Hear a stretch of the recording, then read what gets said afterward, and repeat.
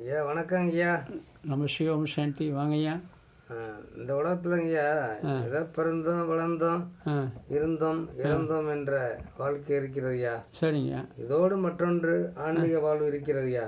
இந்த இரண்டு வாழ்க்கையின் பலங்கள் பற்றிய விளக்கம் என்ன என்று சொன்னா பிரயோஜனமா இருக்குங்கய்யா. சரிங்க, கொஞ்சம் விளக்கமா சொல்லுங்கய்யா. ரொம்ப நல்லதுங்க. அதாவது நீங்கள் கேட்குற கேள்வி என்னன்னா, பிறந்தோம் இருந்தோம் பிறந்தோம் வளர்ந்தோம் இருந்தோம் இருந்தோம்ன்ற ஒரு சாதாரண உலகிலான பௌதிக வாழ்க்கை. இன்னொன்று இந்த பௌதிக உலகிலான வாழ்க்கையிலே ஆன்மீக வாழ்க்கைன்னு சொல்லி வாழ்ந்துட்டு இருக்கிறாங்க. அப்போ அந்த ஆன்மீக வாழ்க்கைக்கும் பௌதிகமான வாழ்க்கைக்கும் என்ன வித்தியாசம், ரெண்டுடைய பலன்கள் என்னன்னு கேட்க வரீங்க. அதானுங்க, நல்லதுங்க. அதாவதுங்க, வேதங்களில் இந்த மனித வாழ்க்கையை ரெண்டாக பிரிக்கிறாங்க. ஒன்று ஸ்ரேயஸ், மற்றொன்று பிரேயஸ்ன்னு சொல்கிறாங்க.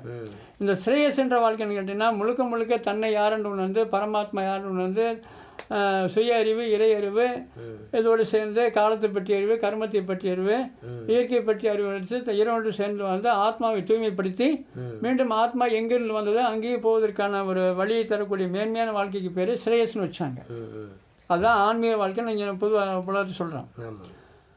இன்னொன்று, அந்த காலத்தில் வாழ்ந்த வேத காலங்களில் வாழ்ந்த மன்னர்கள் இவங்கெல்லாம் என்ன செய்கிறாங்கன்னா, தன்னுடைய வாழ்க்கைக்கு தேவையான அனைத்தையுமே கடவுளிலிருந்து வாங்கன்னு சொன்னால் யாகங்கள் நடத்துவாங்க.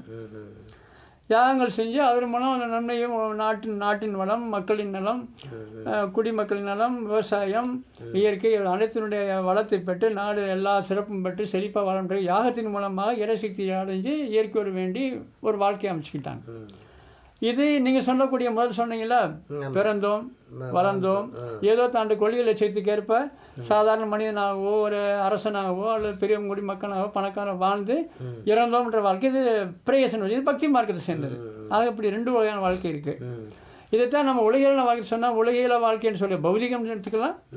இன்னொன்று ஆன்மீக வாழ்க்கைன்னு சாதாரண தமிழில் சொல்லலாம். அந்த பௌதிக வாழ்க்கைன்றதுக்கு என்ன அர்த்தம்னு கேட்டிங்கன்னா, பிறந்தோம் வளர்ந்தோம் இருந்தோம், பெற்றோர் காட்டிய வழிப்படி இந்த உலகத்தில் வாழ்ந்தோம், சம்பாரித்தோம், தன்னோட கொள்கைக்கு ஏற்ப இந்த உலகத்தில் ஏதோ சிறப்பாக வாழ்ந்தோம், இறந்து மறைஞ்சோன்றது. இந்த வாழ்க்கைக்கு என்ன செய்யணும்னா, ஒரு ஜென்மத்தை எடுக்கும்போது தான் செய்த நல்ல பாவ புண்ணிய கர்மங்களுக்கு மீண்டும் மீண்டும் தாயினுடைய கர்ப்பத்தில் பிறந்து பிறந்து வரக்கூடிய ஒரு வாழ்க்கையை உருவாக்கும். அது கர்ப்பச்சரிய வாழ்க்கை கொண்டு போகும். அதுதான் உலகிலான பௌதிக வாழ்க்கைக்கு தரக்கூடிய ஒரு பலன். ஆன்மீக வாழ்க்கைங்கிறது என்ன நமக்கு பலன் தரும்னு கேட்டிங்கன்னா, அதாவது இந்த கட்டுண்ட சிறை வாழ்விலிருந்து, கர்ப்பச்சரி வாழ்விலிருந்து விடுவித்து அது முக்தியை கொடுத்து சுகம், அமைதி, ஆஸ்தி நிறைந்த சொர்க்க வாழ்வு, அது ஜீவன் முக்தி.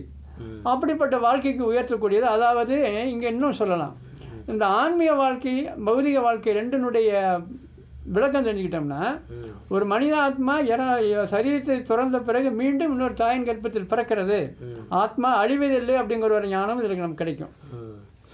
புரிஞ்சுட்டிங்களா?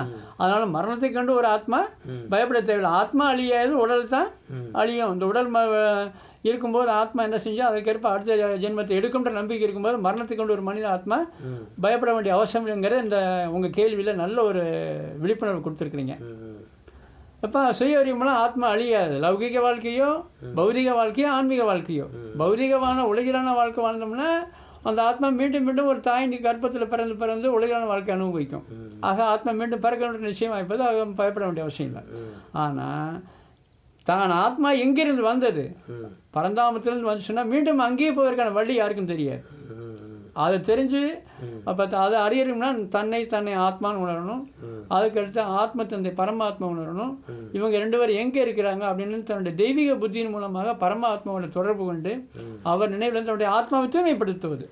அதாவது மீண்டும் மீண்டும் தாயின் கர்ப்பத்தில் பிறக்கிறதுக்கு பதிலாக முற்பிரிவில் செய்த பாவ கணக்குகளை தூய்மைப்படுத்தி ஆத்மாவை பாவ கணக்கு வழக்குகளை சுத்தப்படுத்திட்டு தூய்மையாகி மீண்டும் ஒளி உடம்பு எடுக்கக்கூடியது. இப்படி ரெண்டு வகையான வாழ்க்கை. இதில் ஒவ்வொரு மனிதனுடைய லட்சியத்துக்கு ஏற்ப நாம் இந்த உலக வாழ்க்கையை அனுபவிச்சது போதும், மீண்டும் நம்ம ஒளி உடம்பு எடுத்து ஆன்மீக வாழ்க்கையில் மேன்மை பெற்று சுகம், அமைதி, ஜீவன் முக்தி வாழ்க்கையை நம்முடைய வாழ்க்கையை உணர்த்துக்கலாம், சொர்க்க சுகத்தை அனுபவிக்கலாம், தூய்மையான வாழ்க்கை மீண்டும் தேவதையுடைய உலகத்தில் பிறக்கலாம் அப்படிங்கிற வாழ்க்கைக்கூடிய ஒரு வாழ்க்கை.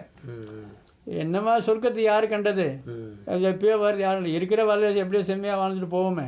பிறந்தான், நல்லபடியாக சம்பாதிச்சான், பிள்ளை குட்டியை நல்லபடியாக வளர்த்தான், நம்ம லட்சியம் கொள்கிற மாதிரி பேருங்களோட வாழ்ந்தான் போன்ற வாழ்க்கை சாதாரண வாழ்க்கை.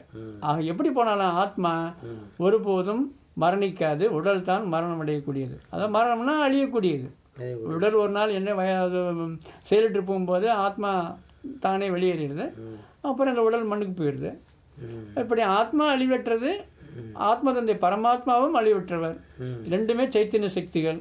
தன்னை ஆத்மாவில் பரமாத்மா அன்போடு நினைச்சோம் சொன்னால் நம்முடைய வாழ்வு என்பது சொர்க்க சுகத்துக்கும் ஜீவன் முக்தி கொண்டு போகுது. சாதாரண வாழ்க்கை என்பது கட்டுண்ட சிறை வாழ்க்கை கொண்டு போகுது. ஆக இது இந்த உலக வாழ்க்கையில் ஒரு ஆத்மா இந்த இரண்டில் ஏதேனும் ஒரு லட்சியத்தை கடைபிடிச்சு வாழ்வது அவங்கவுங்க கையில். இதுதாங்க சாதாரண வாழ்க்கைக்கும் ஆன்மீக வாழ்க்கைக்கும் இருக்கக்கூடிய வித்தியாசம். ரெண்டு வாழ்க்கையும் நமக்கு தரக்கூடிய பலன்கள். நல்லதுங்க. உங்களை மாதிரி நல்ல அறிவுள்ள கேள்வி நிறைய பேர் கேட்டாங்கன்னா இதை கேட்ட மக்களும் நல்லபடியாக ஆன்மீக தன்னை ஆத்மான்னு பரமாத்மாவோட நல்ல ஒரு நினைவு செஞ்சு அவங்களும் முக்தி ஜீவன் முக்தி அடைந்த அமைதி ஆரோக்கியம் ஆசை நிறைந்த வாழ்றதுக்கு நல்ல கேள்வி கேட்டுங்க. அதுக்காக உங்களை போன்ற நல்ல மனிதர்களுக்காகவும் இந்த வாய்ப்பை கொடுத்த கேட்டதுக்காகவும் உங்களுக்கு மிகப்பெரிய நன்றியை சொல்லிக்கிறேன். நம சிவே ஓம் சாந்தி. ரொம்ப நன்றிங்கய்யா. நம சிவே ஓம் சாந்திங்கய்யா. ஓம் நல்லதுங்கய்யா.